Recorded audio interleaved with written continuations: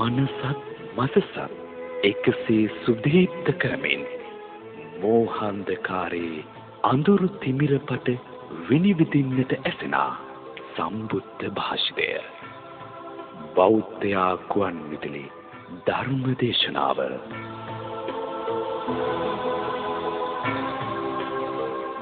තෙරුවන් සරණයි සුපින්වත් ඔබ සියලු දෙනාටම.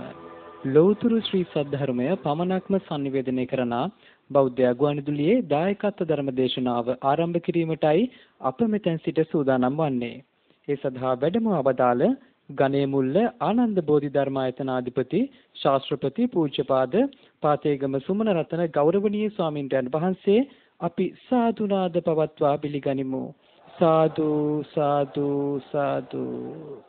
අද ධර්මදේශනාවේ සදැහැති පින්බර දායකත්වයෙන් කටයුතු කරන්නේ අංක 61 උඩ්ලන්ඩ් මාවත කොහුවල ලිපිනේ පදිංචි රුවන්චනක පෙරේරා මහත්මයා ඇතුළු සදැහැති සුපින්වත් පිරිසක්, දෙනගම ලිදගාවත්ත සිංහගිරි ලිපිනේ පදිංචි මුණසිංහ පවුලේ දරු පිරිස විසිනුත්, මහව විලව WM නන්දාවති මහත්මිය, උක්කුවම්මා මහත්මිය, WMT කමලාවති මහත්මිය, RIB පේමාවති මහත්මිය ඇතුළු සදැහැති සුපින්වත් පිරිසක්, කඩවත රන්මුතුගල ලිපිනේ පදිංචි චමිදු ඒකනායක මහත්මයා ඇතුළු සදැහැති සුපින්වත් පිරිසක්, ඉබ්බාගමුව කිරි බමුණේ ලිපිනේ පදිංචි LM ජයසේන L ආර්යවතී දෙපළගේ සදැහැති සුපින්වත් දායකත්වයෙනුත්, අංක 7න් 4 ගල්වලලන්ද මාවත මකුල් දුව පිළියන්ද ලිපිනේ පදිංචි ශ්‍රියානි ප්‍රනාන්දු මහත්මිය ඇතුළු සදැහැති සුපින්වත් පිරිස අද ධර්මදේශනාව සඳහා දායකත්වයෙන් කටයුතු කරනවා.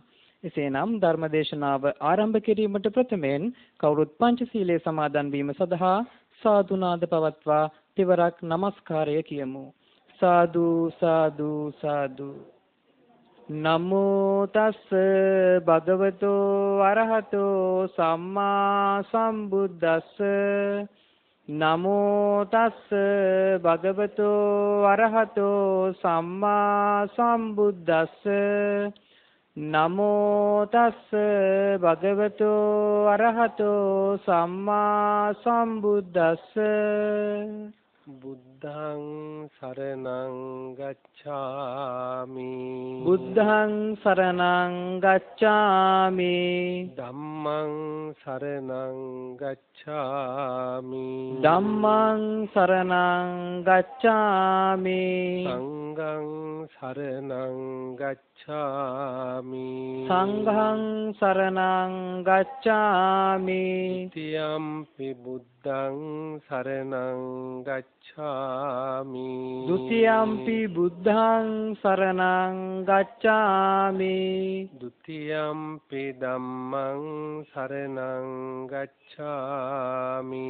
ဒ ුතියම්පි ධම්මං සරණං ගච්ඡාමි. ဒ ුතියම්පි සංඝං සරණං ගච්ඡාමි. ဒ ුතියම්පි සංඝං සරණං ගච්ඡාමි. තතියම්පි බුද්ධං සරණං ගච්ඡාමි. තතියම්පි බුද්ධං සරණං ගච්ඡාමි. තතියම්පි ධම්මං සරණං ගච්ඡාමි. තතියම්පි ධම්මං සරණං ගච්ඡාමි. තතියම්පි සංඝං සරණං ගච්ඡාමි. තතියම්පි සංඝං සරණං ගච්ඡාමි. පාණාතිපාතා වේරමණී සික්ඛාපදං සමාදියාමි. පාණාතිපාතා වේරමණී සික්ඛාපදං සමාදියාමි. අදින්නාදාන වේරමණී සික්ඛාපදං සමාදියාමි. අදින්නාදාන වේරමණී සික්ඛාපදං සමාදියාමි. කාමේසු මිච්ඡාචාරා වේරමණී සික්ඛාපදං සමාදියාමි. කාමේසු මිච්ඡාචාරා වේරමණී සික්ඛාපදං සමාදියාමි. මුසාවාදා වේරමණී සික්ඛාපදං සමාදියාමි. මුසාවාදා වේරමණී සික්ඛාපදං සමාදියාමි. සුරාමේරය මජ්ජපමා දට්ඨානා වේරමණී සික්ඛාපදං සමාදියාමි. සුරාමේරය මච්ඡපමා දට්ඨානා වේරමණී සික්ඛාපදං සමාදියාමි. මේ තිසරණ සහිත වූ මේ තිසරණ සහිත වූ පංචශීල ධර්මය පංචශීල ධර්මය මාර්ගඵල නිවන් පිණිසම මාර්ගඵල නිවන් පිණිසම හේතු වේවා. හේතු වේවා. සාදු කිය. සාදු සාදු සාදු. සමන්ත චක්කවාලේසු අත්‍රා ගච්ඡන්තු දේවතා සද්දම්මං මුනි රාජස්ස සුනන්තු සග්ග මොක්ඛදං ධම්මස්සවන කාලෝ අයං භදංතා ධම්මස්සවන කාලෝ අයං භදංතා ධම්මස්සවන කාලෝ අයං භදංතා. සාදු සාදු සාදු. නමෝ තස්ස භගවතු අරහතෝ සම්මා සම්බුද්දස්ස. නමෝ තස්ස භගවතු අරහතෝ සම්මා සම්බුද්දස්ස. නමෝ තස්ස භගවතු අරහතෝ සම්මා සම්බුද්දස්ස. සාදු සාදු සාදු. චත්තාතුරෝ අයං භික්ඛු පුරිසෝ ච පස්සායතනෝ අට්ඨාරස මනෝපවිචාරෝ චතුරදිඨානෝ යත්තටිතං මඤ්ඤුස්සවා නප්පවත්තන්ති මඤ්ඤුස්සවේ කෝපන නප්පවත්තමානේ මුනි සන්තෝති උච්චති පඤ්ඤං නප්පමජ්ජේය සච්ච මනුරක්ඛේය චාගමනුබ්‍රූහෙය සන්ති මේව සෝසික්ඛේයාති. සාදු සාදු සාදු. බණාන සූදානම් වෙන සත්පුරුෂ පින්වත්නි, අද මේ ධර්ම දේශනාව සඳහා අපි මාතෘකා කරන්නට යෙදුනේ සූත්‍ර පිටකේ මජ්ක්‍ධිම නිකායට අයිති ධාතු විභංග සූත්‍රයෙන් කොටසක්. මේ ධාතු විභංග සූත්‍රය පිළිබඳ සමහර අයත් ශ්‍රවණය කරලා ඇති. නමුත් ඒ ශ්‍රවණය කරලා තිබුණත් Tamanගේ වඩාත් අවබෝධයේ පිණිස ඊටාම ශ්‍රද්ධාවෙන් මේ දේශනාවට ඇහුම්කන් දෙන්න ඕන. මේ ධාතු විභංග සූත්‍රය දේශනා කරන්නට අපේ බුදුරජාණන් වහන්සේට හේතු වුණේ පුක්කුසාති ස්වාමින් වහන්සේ මුල් කරගෙන.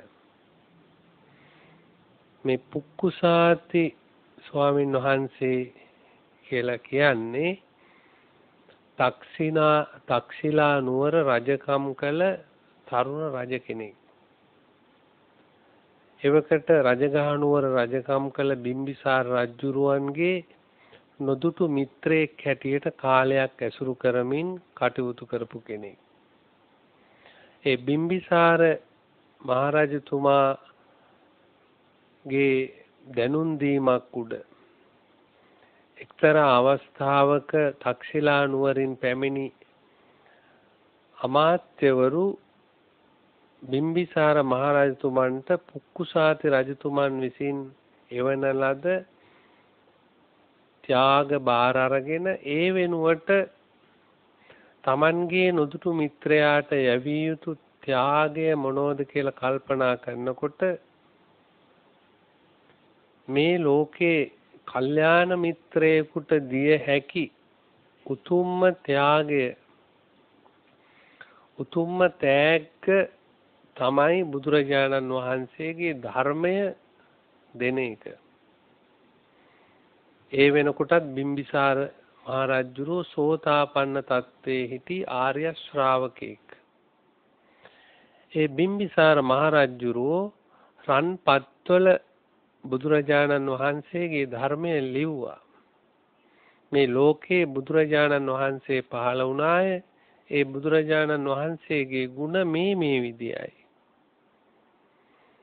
බුදුරජාණන් වහන්සේ හා සමාන රත්නයක් මේ තුන් ලෝකයේම නැත.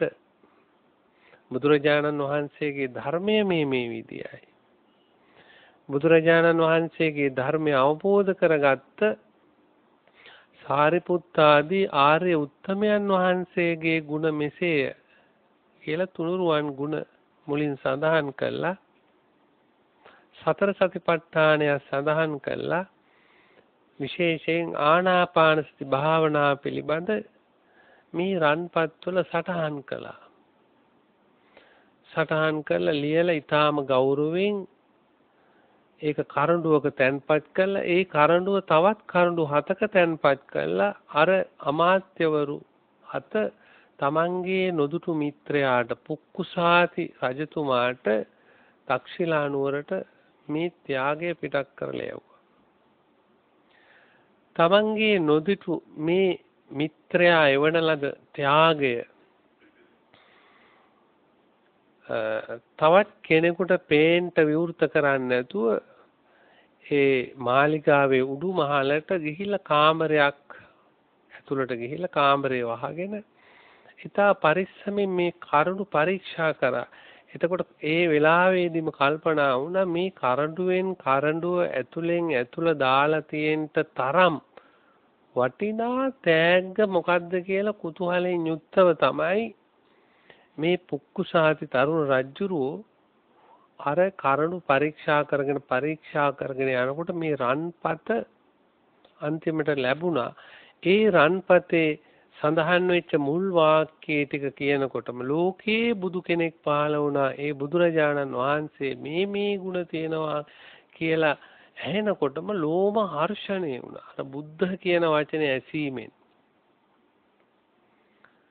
විශාල සතුටකටපත් වුණා. අටුවාවේ සඳහන් වෙන විදිහට පින්වත්නි, මේ තරුණ රජුරෝ ඒ මොහොතේ වර ආනාපානාදී සති භාවනාව කියවීමෙන් අර බුදුරජාණන් වහන්සේගේ අනන්ත ගුණ කියවීමෙන් හිත සමාධි වෙලා සමාපත්තිලාභී බවට පත් වුණා. අෂ්ට සමාපත්තිලාභී බවට මේ මොහොතේ මේ ක්ෂණය තුලපත් වුණා.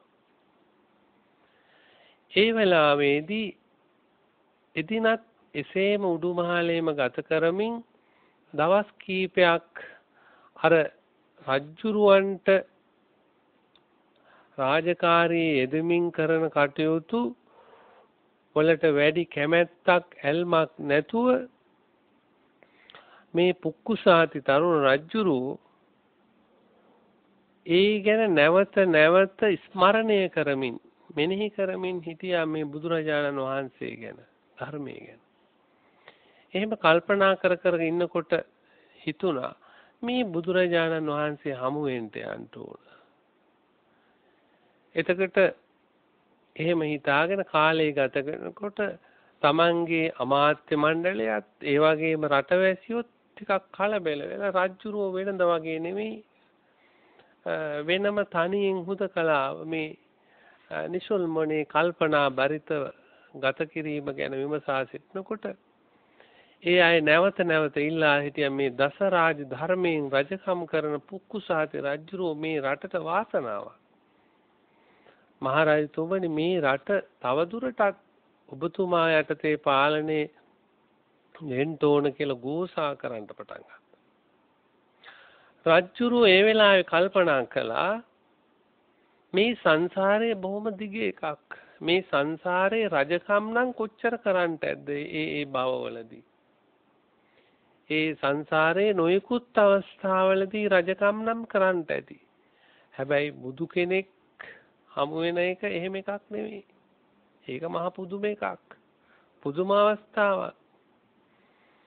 ඒ නිසා මේ රජකම මොකද්ද මේක ගැන සැලකනකොට මං මේ රජකම මට උවමනා කරන්නේ මම මේක අත්හරිනවා. බුදුරජාණන් වහන්සේ හමුවෙන්ට යනවා කියලා තීරණය කළා. තීරණය කළා කහපාට වස්ත්‍ර දෙකක් සේවකයන් ලවා අමාත්‍යයන් ලවා ගෙන්නගෙන එක වස්ත්‍රයක් ඇඳලා එක වස්ත්‍රයක් පෙරවගෙන මහාන මීමක් ගැන දන්නේ නැහැ. නමුත් බුදුහාමතුරුන් නොදකම මහාන වුණා. කහ වස්ත්‍ර පෙරවගෙන. ඉස බාලා මහාන වුණා. මහාන වෙලා ඒ වෙලාවේ මැටි පාත්‍රයක් අතින් අරගෙන එළියට බැස්සා බුදුරජාණන් වහන්සේට හමුවෙන් යන්න. ඒ ගමනේදී පින්වත්නි පාවහන් දෙකක්වත් පැලැන්දුවේ නැහැ. පාවහන් පිට මේ වගේ උත්තමෙක් හමුවෙන්ට යන එක සුසු කාරණයක් නෙවෙයි කියලා පාවහන් නැතුව උදකලාව මැටි පාත්‍රයක් අතට අරගෙන මේ පුක්කුසාති දැන් පැවිදි වෙච්ච රජුරු අර බුදුරජාණන් වහන්සේ හමුවෙන්න යොදුන් 100 ගාණක් දවස් කීපයක් ගත කරමින් අර ගැල්කරුවන්ගේ පසුපස්සේ ගමන් කරමින් ගැල්කරුවන්ගෙන් ලැබෙන සුළු ආහාරයකින් යැපෙමින් එකම අදහස බුදුරජාණන් වහන්සේ දකින්ට. එතකොට මේ ගමන යන අතරේ බුදුරජාණන් වහන්සේ කොතනද වැඩ ඉන්නේ කියලා කාගේවත් ඇහුවේ නැහැ. ඒත් බුදුරජාණන් වහන්සේට තියෙන ගෞරවය නිසා. නොසාම ගියා. ගිහිල්ලා දවස් කීපයක් ගත වෙලා තුන්වෙනි දවසක් ගත වෙනකොට ඒ දවසේ රාත්‍රිය වුණා. රාත්‍රී වෙලා රජගහනුවරම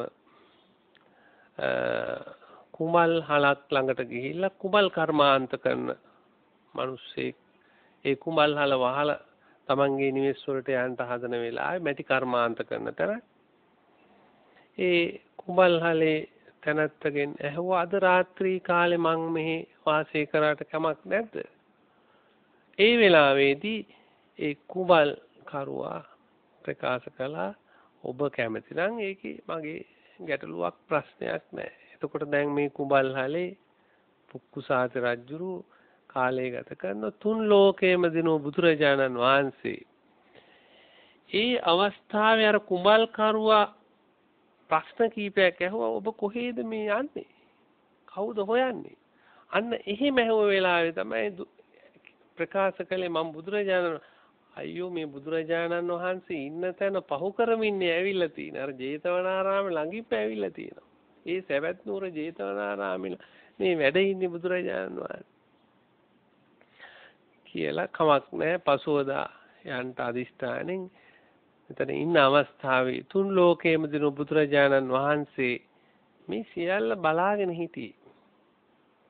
බුදුරජාණන් වහන්සේ ඒ අවස්ථාවේ භික්ෂුන් වහන්සේලා පිරිවරා ගන්න නැතුව උදේෙම මේ පිණ්ඩපාතේ ගිහිල්ලා ඒ හැන්ද වෙනකොට බුදුරජාණන් වහන්සේ අර පසු කලින් දවසේ පිණ්ඩපාත ගිහිල්ලා එදිනම ඒ රාත්‍රී යාමේම බුදුරජාණන් වහන්සේත් මේ රජගහනුවර කුඹල්හලට වැඩලා අර කුඹල් කරුවගෙන් ඇහැව්වා මේ අද මම මේ රාත්‍රී මේ කුඹල්හලේ හිටියට කමක් නැද්ද? එතකොට කිව්වා මගේ නම් ප්‍රශ්නයක් නැහැ. ඌට කලින් ආපු පැවිද්දෙක් ඉන්නවා. ඒ තැනත්තා කැමති නම් මේ පැවිදි අය බොහොම හුදකලාවට කැමති අය. ඒ තැනත්තා කැමති නම් කමක් නැහැ. ඒ බුදුරජාණන් වහන්සේ අවසර ගත්තේ අර පුක්කුසාති රජුරුවන් පැවිදි වෙලා ඉන්න. අවසරය අරගෙන ඒ කැමැත්ත දුන්නාම බුදුරජාණන් වහන්සේත් ගිහිල්ලා සංගල සිවුර හතරපටට නවල බුදුරජාණන් වහන්සේ වාඩි වෙලා සමාධි සුවේම් බුදුරජාණන් වහන්සේ වැඩ ඉන්න අර පුක්කුසාති හාමුදුරුවොත් බොහොම නිශ්ශබ්දව ධානයේකට සමවැදුණා. නිශ්ශබ්දව අදිෂ්ඨාන පූර්වකව ඉන්නවා. රාත්‍රී කාලයේ මෙහෙම ගත වෙනකොට බුදුරජාණන් වහන්සේ මධ්‍යම රාත්‍රී වෙනකොට අර පුක්කුසාති ස්වාමින් වහන්සේ දෙක බුදුරජාණන් වහන්සේ නේත්‍ර දල්වා බැලුවා. නිල් මැණික් දෙකක් වගේ. ඒ වෙලාවේ බුදුරජාණන් වහන්සේට තේරුණා මේ බුදුරජාණන් වහන්සේ වෙනුවෙන් පැවිදි වෙච්ච මේ තැනත්තාට ධර්මයේ දේශනා කරන්න හොඳම වෙලාව දැන්. එතකොට බුදුරජාණන් වහන්සේම කෙනෙක් හමු වුණාම සාමාන්‍ය සිරිතක් තියෙනවා පින්වත්. බුදුරජාණන් වහන්සේමයි කලින් කතා කරන්නේ. අනිත් අය කතා කරනකන් ඉන්නේ නැහැ. ඒක බුදුරජාණන් වහන්සේගේ ලක්ෂණය. ඇහැව්වා ඔබ කවුරු නිසා පැවිදි වෙච්ච කෙනෙක්ද? ඔබ කාගේ ධර්මයක් පිළිගන්නවද? කාගේ ධර්මයක් අදහනවද? කියලා මේ ප්‍රශ්න ඇහුවාම මම පැවිදි වුණේ අර සක්විති රජකම සතර මහා නිදානේ මේ සියල්ල අතහැරලා දාලා පැවිදි වෙච්ච ඒ බුදුරජාණන් වහන්සේ වෙනුවෙන්. ඒ බුදුරජාණන් වහන්සේගේ ධර්මය තමයි මම ප්‍රිය කරන්නේ. ඒ ධර්මය තමයි මම අනුගමනය කරන්නේ. ඒ නිසා තමයි මම පැවිදි වෙලා ඒ බුදුරජාණන් වහන්සේ හමුවෙන්ට යන ගමන් දැන් බලන්න බුදුරජාණන් වහන්සේ ළඟ ඉන්නවා. දැන් අපි හිතන විදිහට බුදුරජාණන් වහන්සේ එහෙම අඳුර ගන්නට විශේෂ දේවල් එතන පෙන්눔 කරේ නැති නිසා තමයි අර විදිහට සාකච්ඡා කළේ. එතකොට දැන් අර බුදුරජාණන් වහන්සේ සමහර අවස්ථාවලදී අඟුලිමාල තරුණයා দমনය කරන්නට යන වෙලාවෙත් ඒ බුස්සරණි පොතේ සඳහන් වෙනවා බුදුරජාණන් වහන්සේ හරියට පිල්විදහාන්නේ නැතුව පිල් හකුලාගෙන යන සර්ණ මයුර රාජයෙක් වගේ. පිල්විද හැවොත් තමයි දන්නේ මේ අහවල් තැනත්තා කියලා. බුදුරජාණන් වහන්සේගේ මේ සද්වර්ණ බුද්ධ රශ්මි ප්‍රකාශ කරමින් දෙතිස්මා පුරුෂ ලක්ෂණයන් ප්‍රකාශ වෙන විදියට හැසිරුණොත් තමයි කෙනෙක් අඳුරගන්නේ. නමුත් ඒ විදියටම තමයි මේ පුක්කුසාති හාමුදුරුවෝ හමුුනේ. ඒ වෙලාවේදී බුදුරජාණන් වහන්සේ තමන් වහන්සේ බුදුහාමුදුරුවෝයි කියලා කියන්න ගියේ නෑ. හැබැයි එසේනම් මම නුඹට ධර්මයේ දේශනා කරන්නම් කියලා. ඉතින් මේ පුක්කුසාති හාමුදුරුවෝත් බොහොම හොඳයි. බුදුහාමුදුරුවෝ කියලා දැනගෙන නෙමෙයි බොහොම හොඳයි කියලා කිව්වා. එතකොට බුදුරජාණන් වහන්සේ ධර්මයේ පටන් ගත්තා. චද්දාතුරු අයං බික්ඛු පුරිසෝ. මේ පුරුෂයා කියලා කියන්නේ ධාතු 6කටය. ධාතු මාත්‍ර 6කටය මේ පුරුෂයා කියලා කියන්නේ. ච පස්සායතනෝ ස්පර්ශායතන 6කටය මේ පුරුෂයා කියලා කියන්නේ. අට්ඨාරස මනෝපවිචාරෝ 18 මනෝපවිචාරයකටයි මේ පුරුෂයා කියන්නේ. චතුරාදිඨානෝ අදිෂ්ඨාන 4ක් ඇති කරගත්තොත් අන්න ඒ අවස්ථාවේදී මඤ්ඤුස්සවා නප්පවත්තන්ති. ඒ මඤ්ඤුස්සවා නප්පවත්තන්ති කියලා කිව්වේ මඤ්ඤනා කියලා කියන්නේ පින්වත්නි තණ්හා දිට්ඨි මාන කියන ධර්මයන්ගෙන් සමන්විත වූ සිටිවිල්ල. අපේ සිටිවිලි පරම්පරාව ගමන් කරන්නේ ඇස කන නාසය දිව ශරීරය සිත කියන ආයතන මුල් කරගෙන අපේ සිටිවිලි ක්‍රියාත්මක වෙන්නේ අර සංහා දිට්ඨි මාන කියන ධර්ම මුල් කරගෙන. ඒ නිසා තමයි අපිට පුතුජන සත්‍යෝ කියලා කියන්නේ. මඤ්ඤනා මඤ්ඤුස්සවානප්පවත්තන්ති. මේ සිටිවිලි වේගය නතර කරොත් අන්නේ නතර කරපු එක්කෙනාට එතකොට මඤ්ඤුස්සවේ කෝපන නප්පවත්තමානේ මුනි සන්තෝති. ඒ මුනි කියන ශාන්තභාවය ශාන්ත తত্ত্বය පත්වෙන්න පුළුවන් කියන එකයි.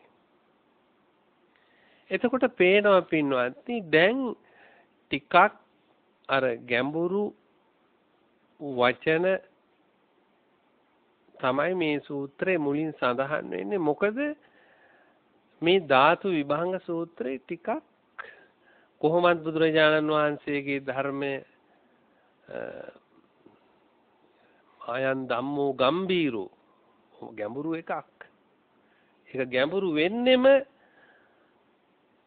පොදුන් මිනිස්යාගේ මනස අවිද්‍යා ආදී ධර්මයන්ගෙන් ආවරණය වෙලා කෙලෙස් බරිත නිසා. කෙලෙස් අඩු වෙනකොට කෙලෙස් තුනී වෙනකොට ඒ ධර්මය පහසු වෙනවා. ඒ නිසා තමයි බුදුරජාණන් වහන්සේ බොහෝ ඇත්තන්ට අර අනුපිළිවෙල කතාව දේශනා කරන්නේ. අර කෙලෙස් අඩු කරගෙන ඉස්සරහට යන්න දාන කතා, සීල කතා, සග්ග කතා, කාමයන්ගේ ආදීනව කතා ආදී වශයෙන් දේශනා කළා. චතුරාර්ය සත්‍ය දේශනා ආදී පවත්න්නේ ඒක ක්‍රමානුකූලව දියුණු වෙන්න. නමුත් මේ පුක්කුසාති තරුණ ස්වාමීන් වහන්සේට බුදුරජාණන් වහන්සේ එහෙම අනුපිළිවෙල කතාවක් කරේ නැහැ. ඒ මොකද මේ වෙනකොටත් අෂ්ට සමාපත්තිලාභියෙක්. බොහොම ටිකයි ඌමනා කරන්නේ මේ සංසාරයෙන් ඌමනා කරන නිදහස් වෙන්න ඌමනා කරන මඟ පෙන්වීම.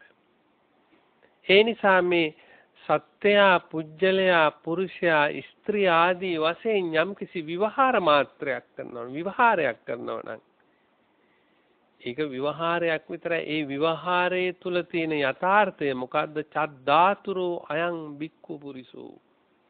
ධාතු 6කට මේ විවහාරය කරන්නේ කියලා දේශනා කළා. එතකොට පේනවා පින්වත්නි දැන් අපි චද්දාතුරෝ අයං බික්ඛු පුරිසෝ කියනකොට ධාතු 6ක් කියන එතන සඳහන්. නමුත් අපි මූලික වශයෙන් සූත්‍ර ආශ්‍රයෙන් ඉගෙනගෙන තියෙන්නේ මූලික වශයෙන් ධාතු 4යි. පඨවි ධාතු, ආපෝ ධාතු, වායෝ ධාතු, තේජෝ ධාතු, වායෝ ධාතු කියන ධාතු 4. ස්වභාවයෙන් ගත්තොත් මේ ශරීරය සකස් වෙලා තියෙන ওই මූලික ධාතු 4න්. අනිකුත් ওই භෞතික දේ හැම දෙයක්ම සකස් වෙලා තියෙන්නේ ධාතු 4ෙන්ම තමයි. එතකොට මේ තව ධාතු දෙකක් ආකාශ ධාතු, ආකාශ ධාතු නම් ওই කන් සිදුරු කුස ඇතුළත ආදී අවකාශ ඒ තැන්වල තියෙන අවකාශය පෙන්වන ආකාශ ධාතු කියලා කියන්නේ යම්කිසි ධර්මයක් බෙදාගෙන යනකොට අවසානයේ අපිට පෙන්වන්නට තියෙන අවසාන කොටස ධාතු කියලා කියන්නේ ඒකයි. 아무තු දෙයක් නෙවෙයි.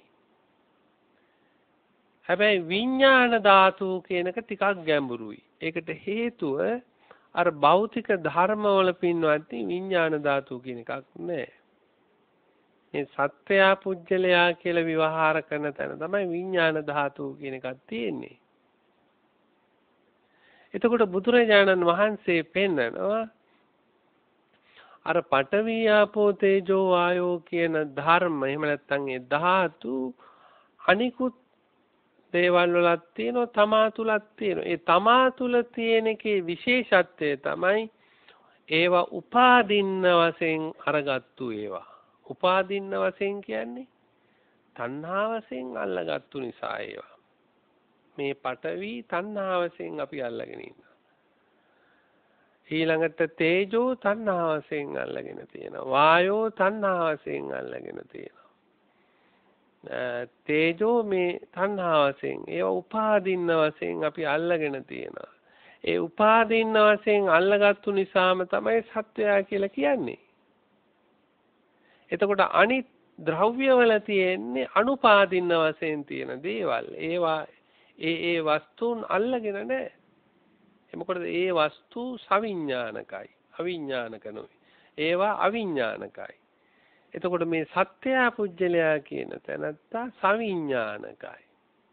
එතකොට මේ සවිඥානික සත්‍යෝ උපාදින්න වශයෙන් මේ මහා ධාතු දරාගෙන ඉන්නවා.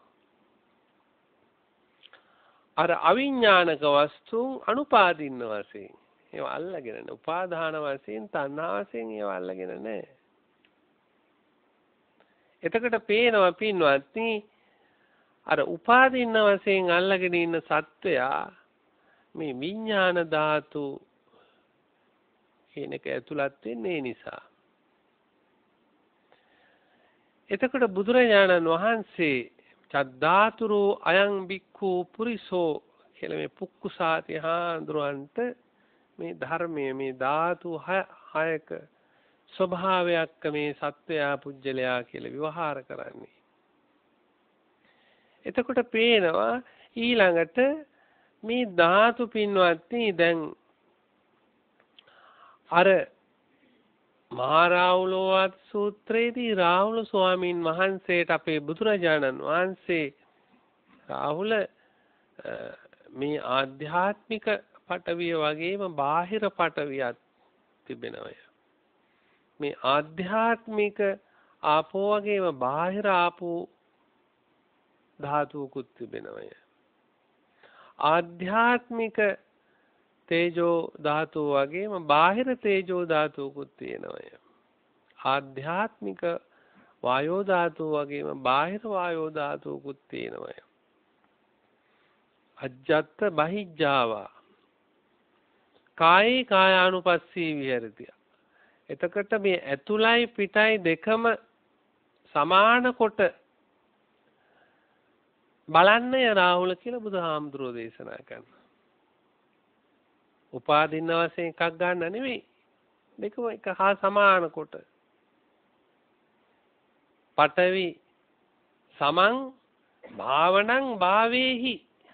රාහුල පඨවිය හා සමාන කරගෙන භාවනා කරන්නට. මේ පඨවිය වගේමයි බාහිර පඨවිය.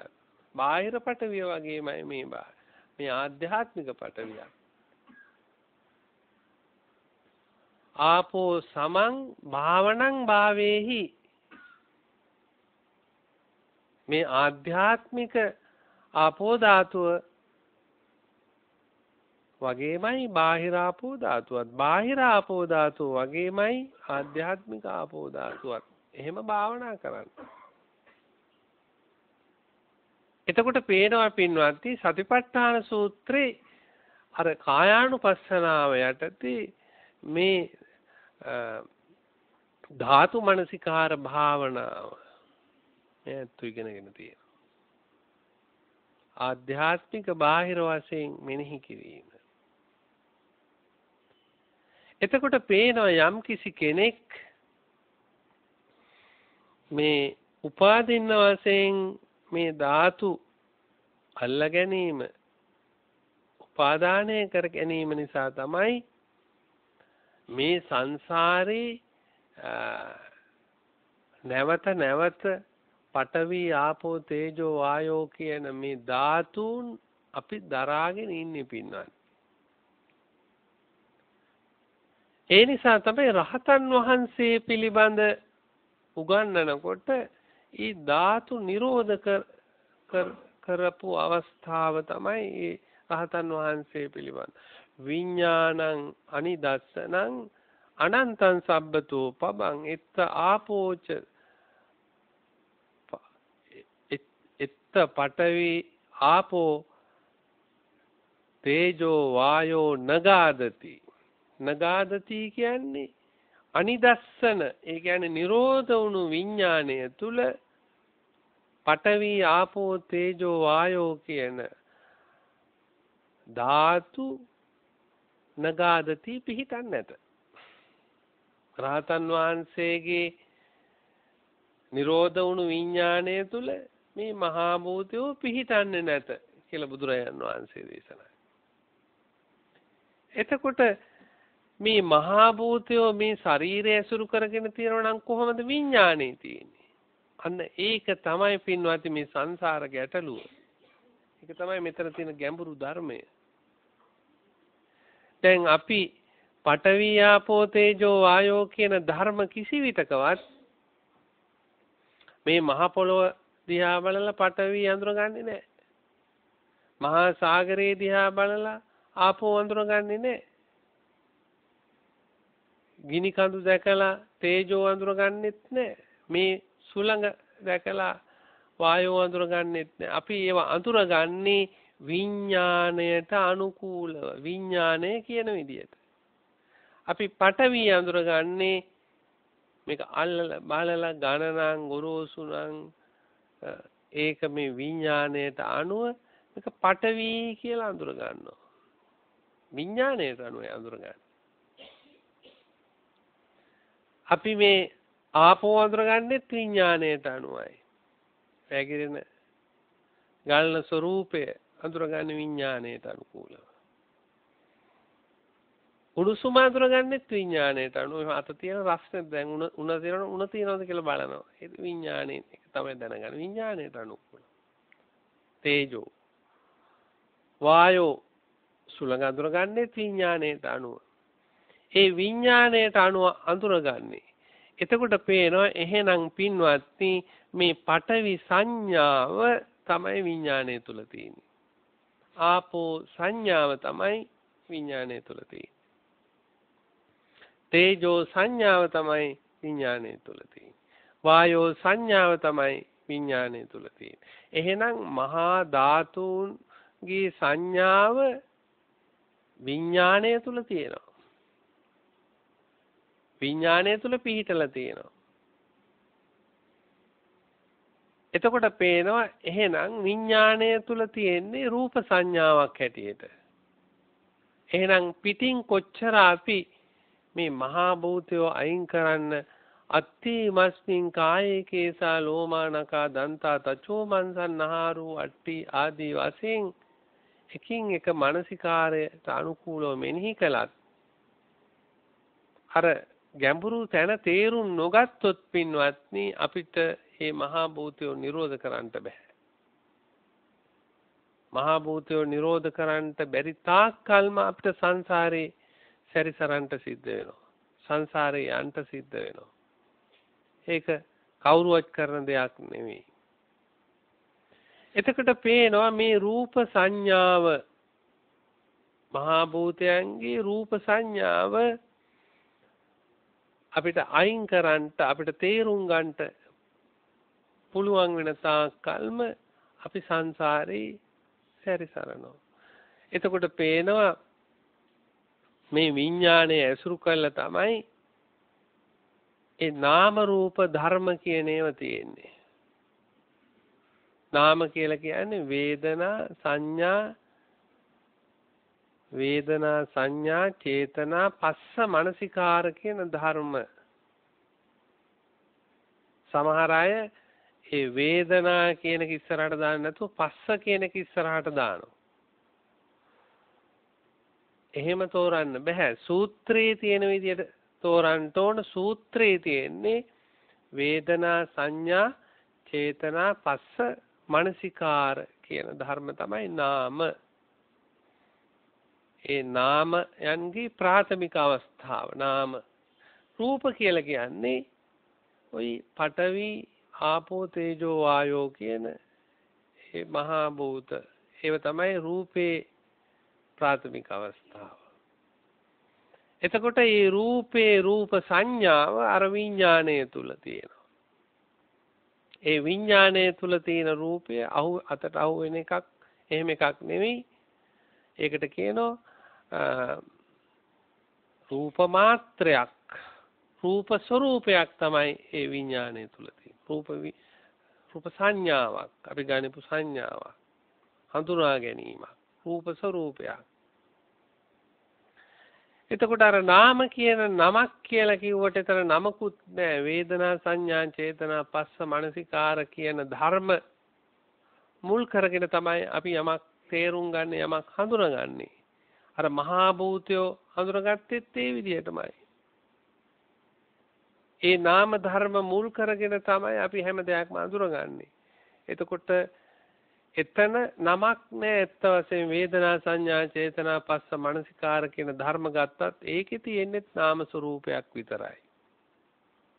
රූපයක් නෑ. රූප ස්වરૂපයක්, රූප මාත්‍රයක්, නාම මාත්‍රයක්, නාම ස්වરૂපයක්, නාම රූප ධර්ම. එතකොට මේ නාම රූප කියන එක විඥාණය තුල ප්‍රතිබිම්බණය වෙලා තියෙනවා. දැන් කැඩපතකින් යම් කිසි කෙනෙක් මූණ බලනකොට එතන ඒ කැඩපතේ ඉන්නේ මමයි කියලා ගන්නවා. නමුත් ඒ කැඩපතේ මමෙක් නැහැ. එතන ඒ හේවණලක් විතරයි. ඒ වගේ අර විඥාණය තුල ඇතිවෙච්ච රූප සංඥාව තමයි මේ පඨවි කියලා ගත්තේ, ආපෝ කියලා ගත්තේ, තේජෝ කියලා ගත්තේ, වායෝ කියලා ගත්තේ. එතකොට ඒ සංසාර මුලාව අර මමයි කියලා ගත්ත වගේ මේ මහා ධාතුන් උපාදින්න වශයෙන් අල්ලගෙන ඉන්නවා. මේ කය මගේ කියලා, මේ උණුසුම මගේ කියලා, මේ කඳුළු මගේ කියලා, මේ සුළඟ මේ වාතය මගේ කියලා උපාදින්න වශයෙන් අල්ලගෙන ඉන්නවා. එතකොට බුදුරජාණන් වහන්සේ සතිපට්ඨාන සූත්‍රයේ තුල පෙන්නනවා අත්ති කායෝතිවා පනස්ස පච්චුපට්ඨිතා හෝති.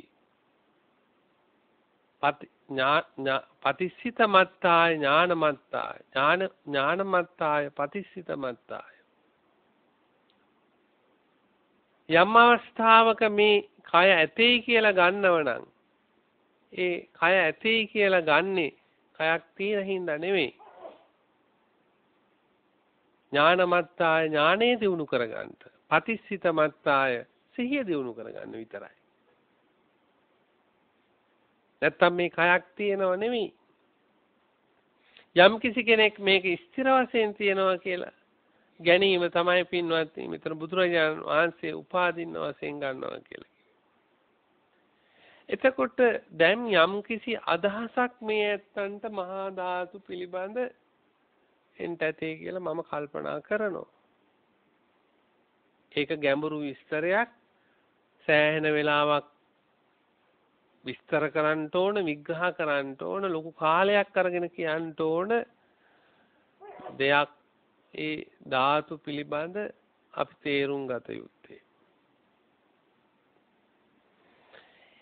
ඊළඟට පින්වත්නි මේ ස්පර්ශ ආයතන චක්කු සම්පස්ස, සෝත සම්පස්ස, ගාන සම්පස්ස, જીවහා සම්පස්ස, කාය සම්පස්ස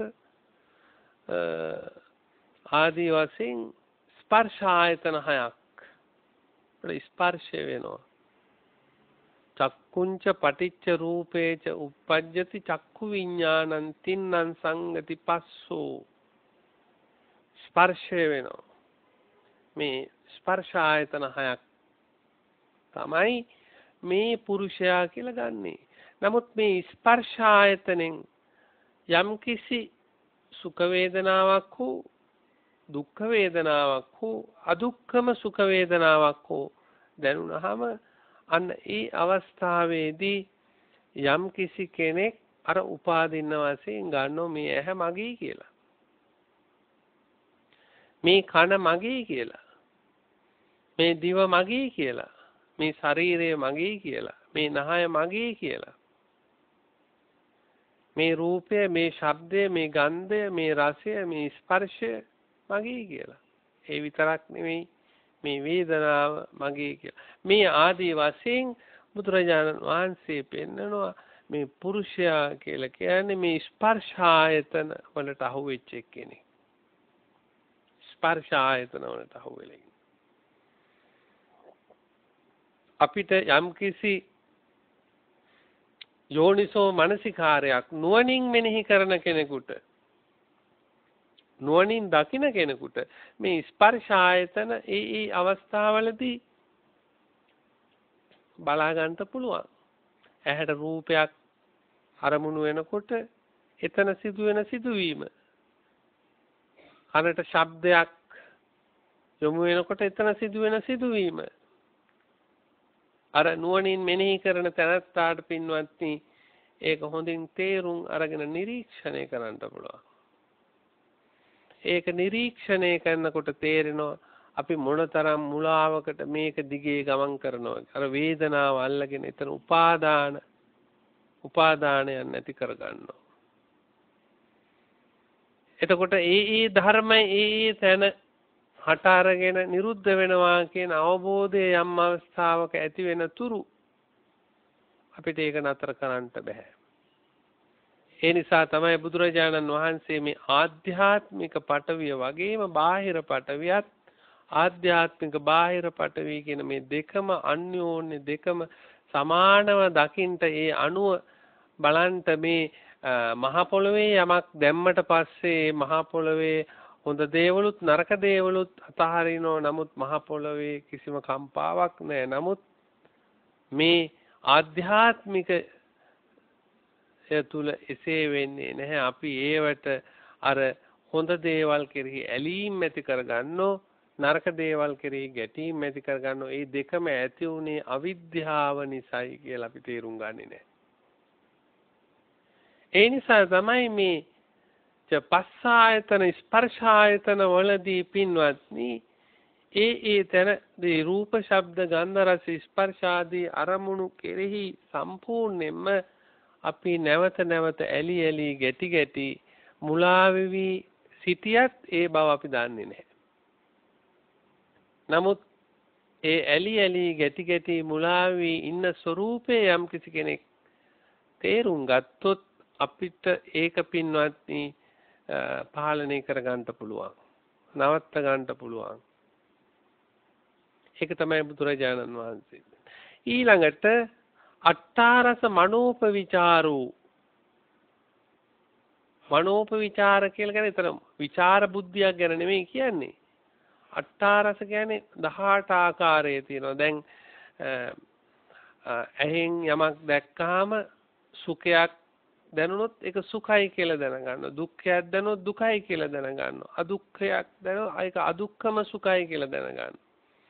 කණෙන් යම්කිසි ශබ්දයක් ඇහුනොත් ඒක සුඛයි කියලා දැනගන්නවා. දුක්ඛයි කියලා දැනගන්නවා. අදුක්ඛම සුඛයි කියලා. මේ ආකාරයෙන් ආකාර තුනකින් හැම ඉන්ද්‍රිය සම්බන්ධව දැනගන්න. එතකොට ආයතන 6යි. ඒ ආයතන 6ේ ආකාර තුන ගත්තාම අටලොස් මනෝපවිචාර කියන වචනේ පාවිච්චි කරා. ඒක විඥානයේ ස්වરૂපයේ ඒ සම්මත වශයෙන් ඒක දැනගන්නවා. මේක දුකයි. මේක සැපයි. මේක අදුක්ඛම දුකයි. උපේක්ෂාව කියලා ආදි වශයෙන් ඒක දැනගන්නවා. මේක සුඛ වේදනාවක්. මේක දුක්ඛ වේදනාවක් කියලා මේ ආදි. අන්න ඒ දැන ගැනීම ලොකු ਵਿਚාරයක් නෙමෙයි. එතකොට මෙන්න මේක තේරුම් ගත්ත එක්කෙනා අදිෂ්ඨාන 4කින් යුක්ත වෙනවා. පඤ්ඤාදිෂ්ඨාන. ප්‍රඥාදිෂ්ඨානය ඇති කර ගන්නවා. මේ පඤ්ඤාදිෂ්ඨාන කියලා කියන්නේ පින්වත්නි ප්‍රඥාව කියලා කියන්නේ සත්‍යෙක් පුජ්‍යලයක් හැටියට ගත්ත මායාවෙන් අයින් වෙලා මේ ධාතු 6ක ස්වરૂපයක් මේ සත්වයා කියන්නේ තේරුම් අරගෙන ඉදිරියට ගමන් එතෙන් පටන් ඉදිරියට ගමන් කිරීම තමයි පඤ්ඤාදිෂ්ඨාන කියන්නේ. සත්‍යාදිෂ්ඨාන කියන්නේ මේ සත්‍යයම අදිෂ්ඨාන කරගන්නවා. දැන් මේ සම්මතේ කියලා කියන්නේ අපි සම්මතයේ තුල ඇත්ත බොරුව කියලා ප්‍රකාශ කරන දෙකම අර යථාර්ථයේ තුලදී බොරුවක් වෙනවා. ඇයි මේ සත්පුච්චල සංඥාවෙන් තමයි ඒ ඇත්තේ කියලා ගන්නෙ කොටසක් බොරුවේ කියලා ගන්නෙ. නමුත් ඒකේ පදනම වූ මේ සත්‍යයා පුජ්‍යලයා කියන එකම බොරුවක්.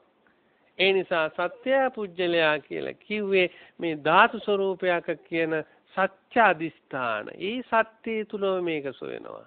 ඡාගාදිෂ්ඨාන කියලා කියන්නේ හැමතිස්සෙම කෙලස් අත්තරින ක්‍රියාවලියක ඉඳමින් මේ කටයුතු කරනවා. ඊළඟට උපසමය අධිෂ්ඨාන. උපසමය කියලා කියන්නේ ශාන්ත බවට, නිවුණු බවට, ශාන්ත බවක්, නිවුණු බවක් එන්නෙම මේ කෙලස් අයින් කරගන්නට දුරු කරගෙන වාසය කරගෙන ඉන්න පුළුවන් කෙනෙකුට. හිත කෙලස් වලින් අයින් කරගන්න පුළුවන් කෙනෙකුට තමයි උපසමය අදිෂ්ඨානයක් ඇති කරගන්න. එතකොට සසර දුකින් නිදහස් වෙන තැනැත්තෙක් විසින් තේරුම් ගන්න ඕන මූලික කාරණය තමයි මේ සත්වයා පුජ්‍යලයා කියලා විවහාර කරාට මේක ධාතු හයක ස්වરૂපයක්, මේක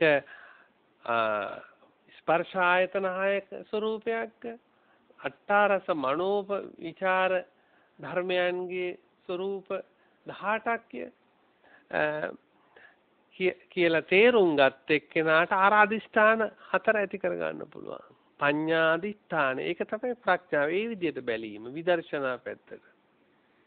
සත්‍යාදිෂ්ඨාන. එතකොට මේ සම්මතයේ තියෙන සම්මතය කියන එකම බොරුවක්. ඒ බොරුවෙන් නිදහස් වෙලා මේ යථාර්ථයට එබිකම් කරමින් වාසය කිරීම තමයි සත්‍යාදිෂ්ඨාන. ඡාගදිෂ්ඨාන හැමතිස්සෙම මේ මඤ්ඤණා කියන තණ්හා දිට්ඨි මාන කියන ධර්මයන්ගෙන් මිශ්‍ර වූ මේ සිටිවිල්ල අයින් වෙලා කොහොමද සිටිවිලි ඇති කරගන්නේ කියන එක. ඊළඟට උපසමය අදිෂ්ඨාන හිත සංසුන් කරගෙන මේ මාර්ග ඥානය දිනු කරගන්නේ කොහොමද? මෙහිම ධර්ම දේශනා කරනකොට පින්වත්නි අර පුක්කුසාති හාමුදුරුවෝ අනාගාමී වුණා.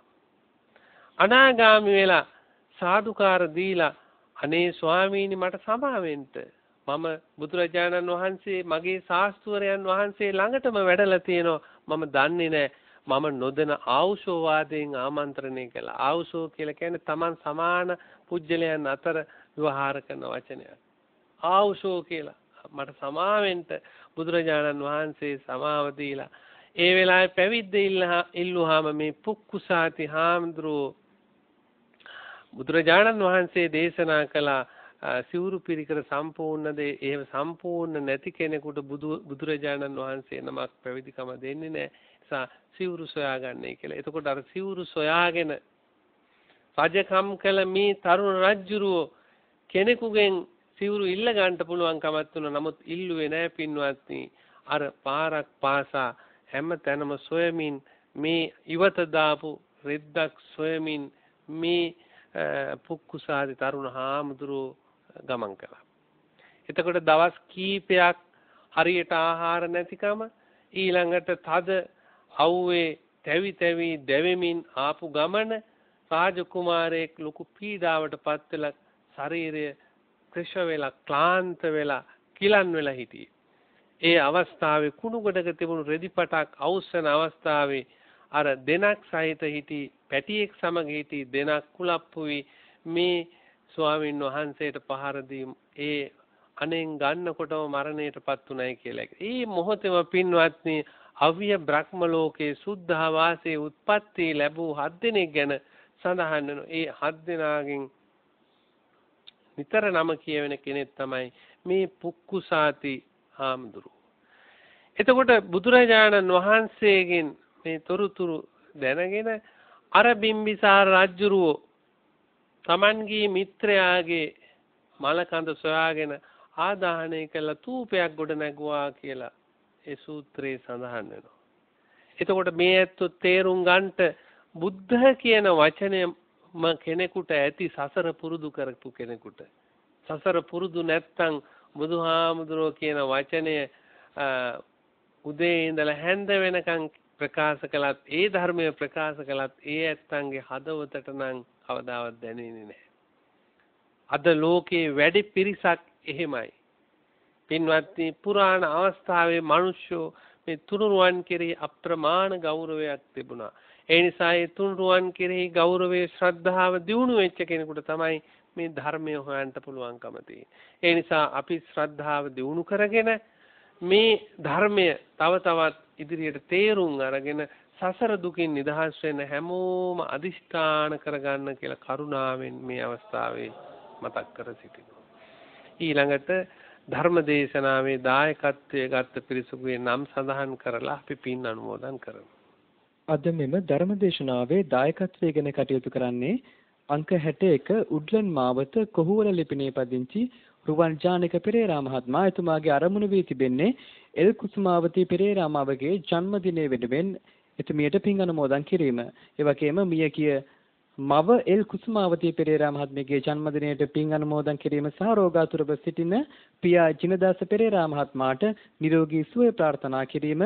ඒ වගේම මෙවර ශිෂ්‍යත්ව විභාගයට පෙනී සිටින දරුවන්ට හොඳින් විභාගයට මුහුණ දීමට ශක්තිය ධෛර්යය ලැබේවා යන ප්‍රාර්ථනාව සහ අවසන මෙම ගෞතම බුද්ධ ශාසනයේ සියලුම දෙනාට චතුරාර්ය සත්‍ය අවබෝධයෙන් නිවන් සුව අවබෝධ කර ගැනීමට මේ හේතු වේවා යන ප්‍රාර්ථනාව එතුමාගේ අරමුණ වී තිබෙනවා. ඒ වගේම දෙනගම ලිදගාවත්ත සිංහගිරි ලිපිණේ පදිංචි මුණසිංහ පවුලේ දරු පිරිස දායකත්වයෙන් කටයුතු කරනවා. ඔවුන්ගේ අරමුණ වී තිබෙන්නේ මුණසිංහ ලේකම් මහතා පියාණන් එස් වනිගසිංහ ගුරුමෑණියන් 4 දෙනා ආරේ හින්නි මහත්මයා මාමණ්ඩිය සිරිසේන ඒකනායක ඥාති සොයුරාණන්ට පින් අනුමෝදන් කිරීම. ඒ වගේම ශ්‍රී මුණසිංහාරාම විහාරස්ථානයට සම්බන්ධව අපවත් වී වදාළ සියලුම ස්වාමීන් වහන්සේලාට සහ MP වේරගල මහතාට සුනන්ද නවරත්න INP ස්වර්ණකුල මහේන්ද්‍ර සිල්වා ඉදුවර ජනක කුමාර හා තිලක් සහ බන්දු හිතමිතුරන්ට උතුම් නිර්වාණ සුවය ප්‍රාර්ථනා කිරීම එතුමාගේ අරුමන වී තිබෙනවා. ඒ වගේම මහව විලව WM නන්දාවති මහත්මිය, උක්කු අම්මා මහත්මිය, WMT කමලාවති මහත්මිය සහ RIB පේමාවති මහත්මිය දායකත්වයෙන් කටයුතු කරනවා. එතුමියගේ අරමුණ වී තිබෙන්නේ හේරත් බණ්ඩා පියාණන් සහ බණ්ඩාරමණිකේ මෑණියන්ටත් දෙමව්පියන්ටත් ස්වාමියාටත් වසන්ත පුතාටත් DMK දිසානායක යන ස්වාමියාට දෙමව්පියන්ටත් පින් අනුමෝදන් කිරීමට. ඒ වගේම දේශකයන්න් වහන්සේටත් මේ කුසලය උතුම් චතුරාර්ය සත්‍ය ධර්මය අවබෝධ වීම පිණිස උපකාර වේවා. ඒ වගේම මෙම ධර්ම දාණයට සහභාගී වූ සියලුම දෙනාටත් ධර්ම ශ්‍රවණය කළ අයටත් පවුලේ අසනීප තත්වයෙන් සිටින අයට නිරෝගී සුවය ප්‍රාර්ථනා කිරීමත් එතුමියගේ අරමුණ වී තිබෙනවා. ඒ වගේම කඩවත රන්මුතුගල ලිපිණේ පදිංචි චමිදු ඒකනායක මහත්මයා දායකත්වයෙන් කටයුතු කරනවා. එතුමාගේ අරමුණ වී තිබෙන්නේ විජේරත්න මාමාට, කිරිමැණිකේ කුමාරී හාමි මහත්මියට, ඒ වගේම ගුණදාස මහතාට සහ ආනන්දලාල් මහතාට පින් අනුමෝදන් කිරීමට. ඒ වගේම ප්‍රධාන අනුබර වශයෙන් සටහන් කර තිබෙනවා කන්දලේ වාන් ඇල අංක 454 නිවසේ පදිංචි පුංචි බණ්ඩා ඒකනායක පියාණන්ට, ලසද මැණිකේ මෑණියන්ට පවුලේ සැමට නිරෝගී භාවය දීර්ඝායුෂ ලැබීමට ආශිර්වාද කිරීම. විභාගයන් සඳහා පෙනී සිටින කවිතා ඔනාලි, අනුරාධා ඉන්දීවරි, හිරුනි රවිදුනි, කලන සනිල්ක, මිනුර උමසර දරුවන්ට ආශිර්වාද කිරීම සහ ඇන්සිනෝනා නැන්දනියට නිරෝගී භාවය දීර්ඝායුෂ ප්‍රාර්ථනා කිරීම. ඒ වගේම ඉබ්බාගමුව කිරිබමුණේ ලිපිණේ පදිංචි LM ජයසේන ආර්යබති දෙපළගේ දායකත්වයෙන් කටයුතු කරනවා. එතුමියගේ අරමුණු වී තිබෙන්නේ පොඩිනෝනා මෑණියන්, ඩිංගිරි අප්පු පියා, උක්කු මැණිකා සහ පුංචි නයිදේ යන පිරිසට පින් අනුමෝදන් කිරීම. ඒ වගේම නැසී ගිය සියලුම දෙනාට පින් අනුමෝදන් කිරීමත් එතුමියගේ අරමුණ වී තිබෙනවා. ඒ වගේම අංක 7න් 4 ගල්වල ලන්දමාවත මකුල්දුව පිළියන්දර ලිපිණේ පදිංචි ශ්‍රී අනිපනාන්ද මහත්මිය දායකත්වයෙන් කටයුතු කරනවා. එතුමියගේ අරමුණ වී තිබෙන්නේ පයාගල විහාර කන්දේ අංක 1 නිවසේ ජීවත්ව සිට නැසී ගිය ලිලි ආලියරත්න නැන්දාට, ඇල්බර්ට් ප්‍රනාන්දු පියාණන්ට, ගාමිණී වික්‍රමසිංහ, අයිවන් ප්‍රනාන්දු සහෝදරයන්ට පින් අනුමෝදන් කිරීමට. ඒ වගේම ඩොලි මාග්‍රට් මෑණියන්ට සෙත් පැතීම, බෞද්ධ නාලිකාවේ සභාපති නායක ස්වාමීන් වහන්සේ ඇතුළු ස්වාමීන් වහන්සේලාට සෙත් පැතීම, අපවත් වී වදාළ පූජ්‍යපාද මඩියේ පඤ්ඤාසී හා ගංගොඩබිල සෝම ස්වාමීන්ද්‍රයන් වහන්සේලාට පින් අනුමෝදන් කිරීම එතුමේගේ අරමුණ වී තිබෙනවා.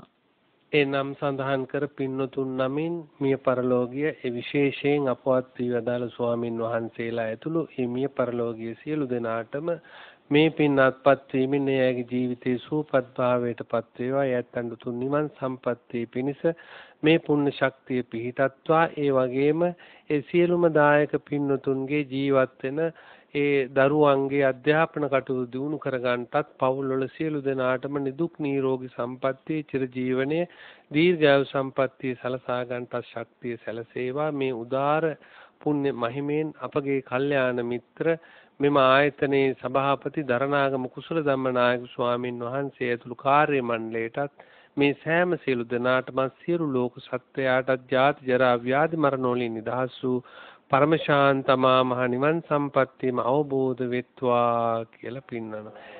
ඉත්තාවතා ච අම්මේහි සම්භතං පුඤ්ඤ සම්පදං සබ්බේ දේවා අනුමෝදන්තු සබ්බේ භූතා අනුමෝදන්තු සබ්බේ සත්තා අනුමෝදන්තු සබ්බ සම්පatti සිද්ධියා ධර්ම ශ්‍රවණේ කිරීමෙන් මිය පරලෝකයේ සියලුම ඥාතීන් ඇතුළු මේ සෑම සියලු දෙනාටම උතුම් නිවන් සම්පත්තියම අවබෝධ වෙත්වා. සාදු සාදු සාදු. එම ධර්මදේශනා පැවැත් වූ ගණේ මුල්ල ආනන්ද බෝධි ධර්මායතනාධිපති ශාස්ත්‍රපති පූජ්‍යපාද පාතේගම සුමන් රතන ගෞරවනීය ස්වාමීන්ද්‍රයන් වහන්සේට තවත් চিරාත් කාලයක් මෙවැනි වූ ශාසනික කටයුතු වල නිරත වීමට අවශ්‍ය ශක්තිය ධෛර්ය නිදුක් නිරෝගී චිර ජීවනයේ ලැබේවායි අපි ප්‍රාර්ථනා කරමු. සාදු සාදු සාදු. ඒත් සමගින් බෞද්ධ ගුවන්විදුලියේ දායකත්ව ධර්ම දේශනාව මෙතකින් නිමාවට පත්වනවා. ඔබ සැමට සම්මා සම්බුදු සරණයි. මනසත් මසසත් එකසේ සුදීප්ත කරමින් මෝහන්ධකාරයේ අඳුරු තිමිරපට විනිවිදින්නට ඇසෙනා සම්බුද්ධ භාෂිතය බෞද්ධ ගුවන්විදුලි ධර්ම දේශනාව